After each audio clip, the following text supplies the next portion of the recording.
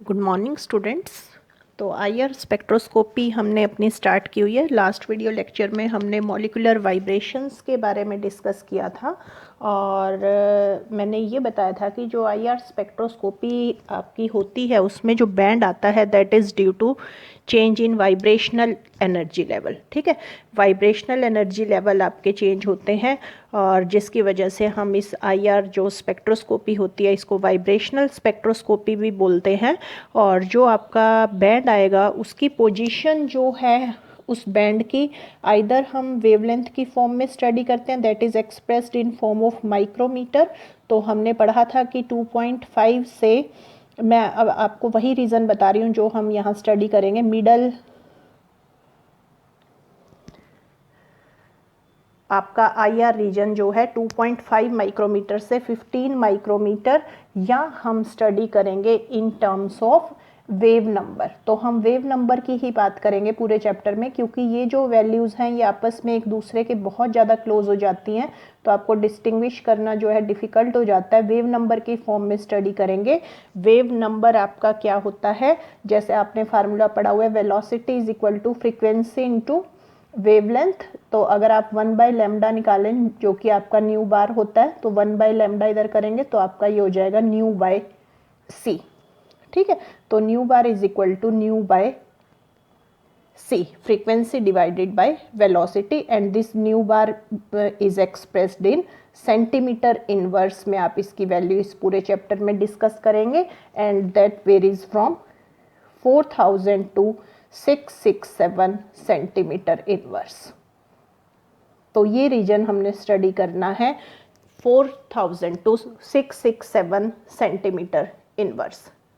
ठीक है, अब क्या होता है, हमने लास्ट लेक्चर में भी पढ़ा था कि जो आपके एटम्स होते हैं, एटम्स के बीच में आपके डिफरेंट बॉन्ड्स प्रेजेंट होते हैं, और जो बॉन्ड्स होते हैं, अब हम ये कहते हैं कि ये जो एटम्स है दैट आर बॉल्स। ठीक है, and bond is in form of spring, और इस स्प्रिंग को आप स्ट्रेच भी कर सकते हैं, कंप्रेस भी कर सकते हैं। ठीक है, तो आप ये कहते हैं कि जो ये आपका बॉन्ड है, ठीक है, इस बॉन्ड के बीच में जो स्ट्रेचिंग वाइब्रेशन हो रही है उसकी फ्रीक्वेंसी आपने कैलकुलेट करनी है, and that frequency can be calculated by Hooke's law.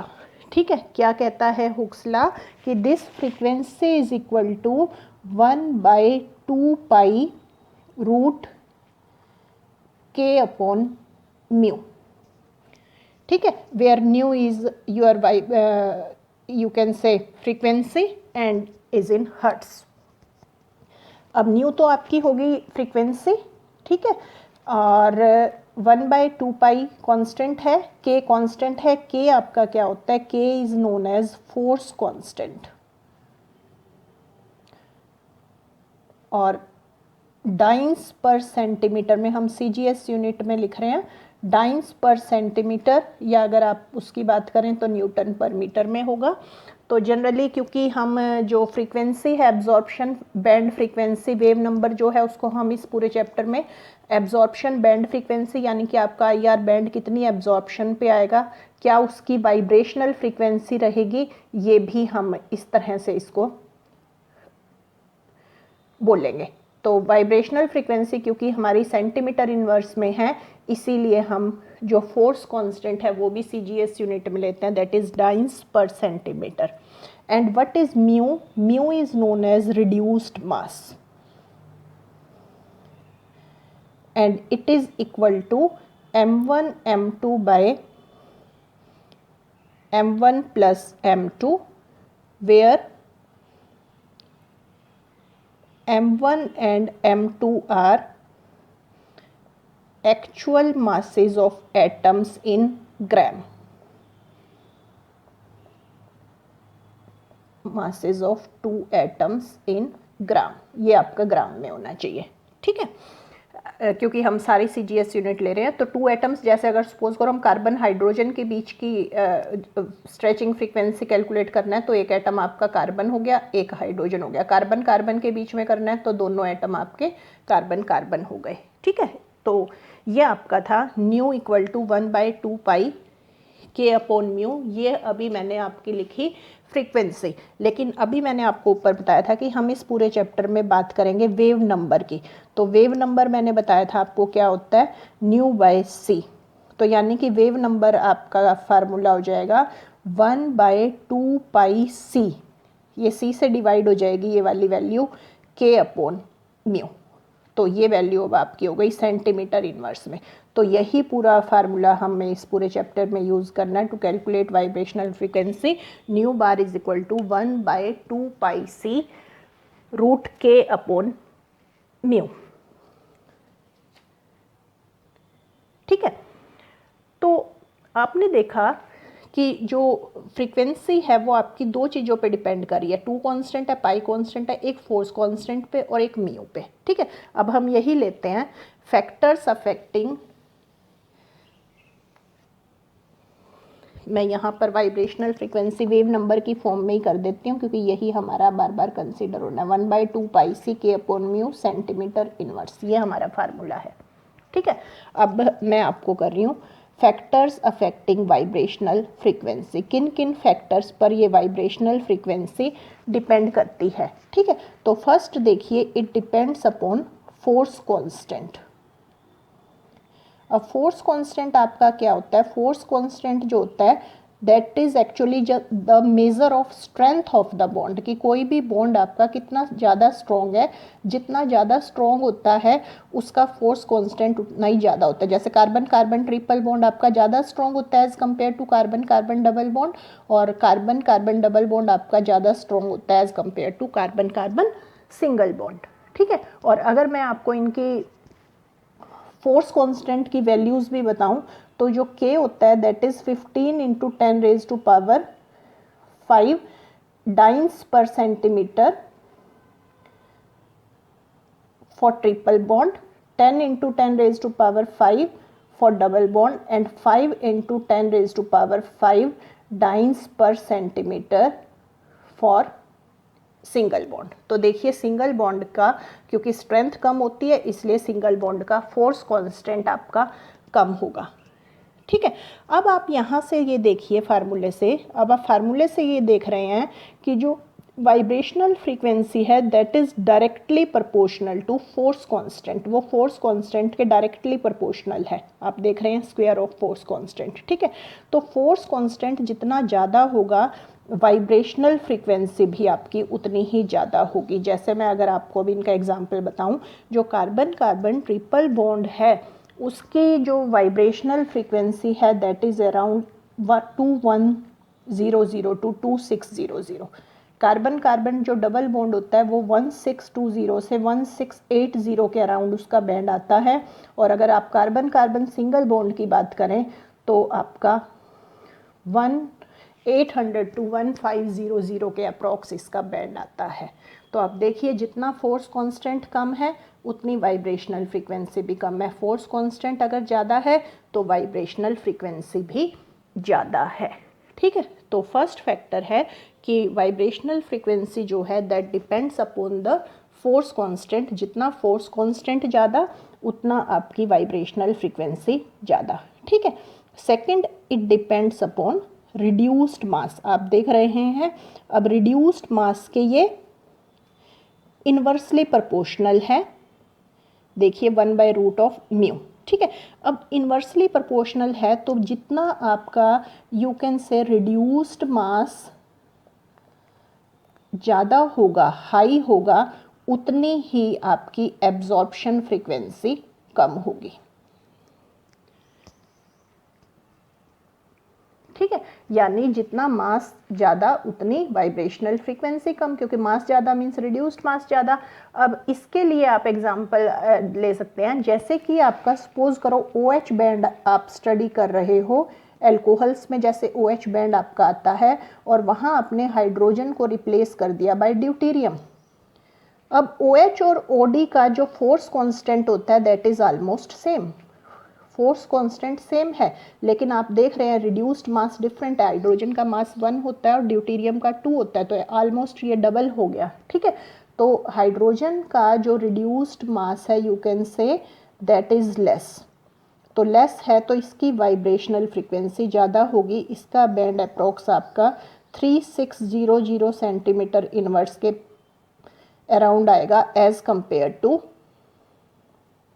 OD band जो कि आपका लगभग 2600 सेंटीमीटर इनवर्स के पास आ गया।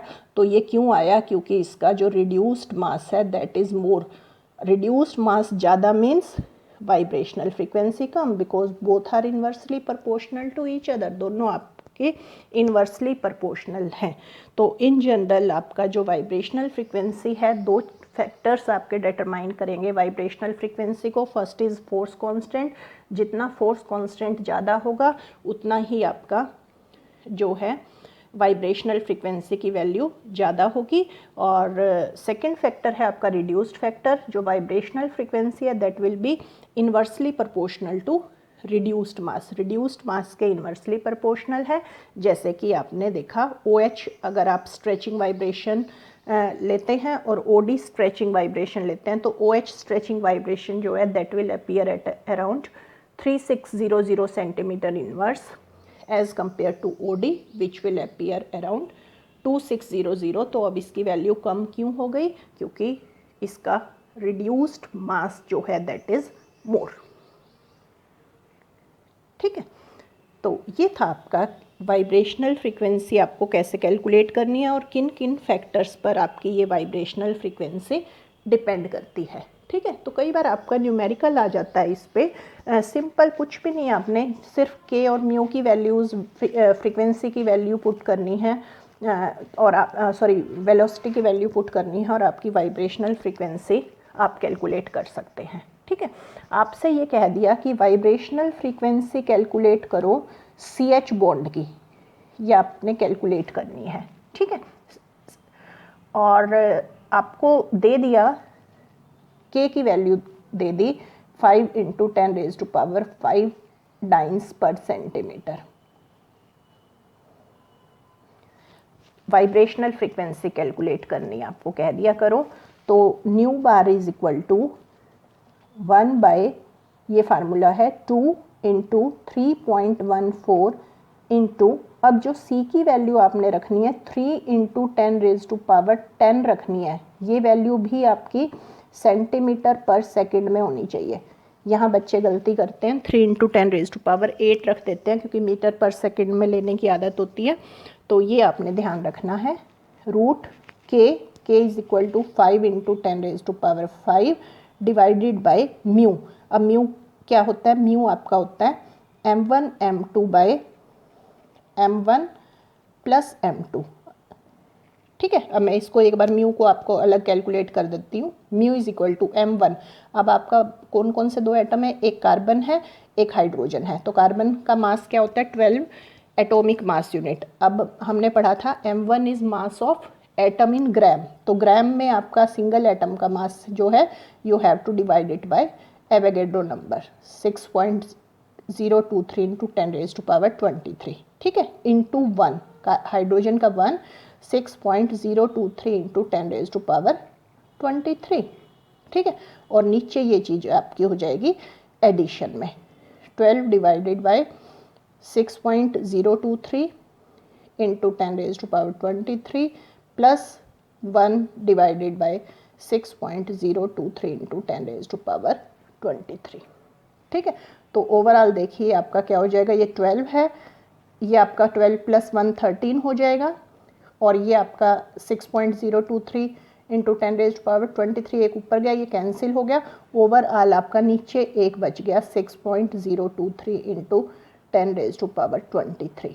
तो दिस इज़ योर म्यू। तो ये म्यू आपने, ये जो वैल्यू है 12/13 इंटू दिस, ये वैल्यू आपने यहाँ पे रख देनी है। ठीक है, तो जब अब आप इसको सॉल्व करोगे तो nu bar comes out to be 3030 centimetre inverse.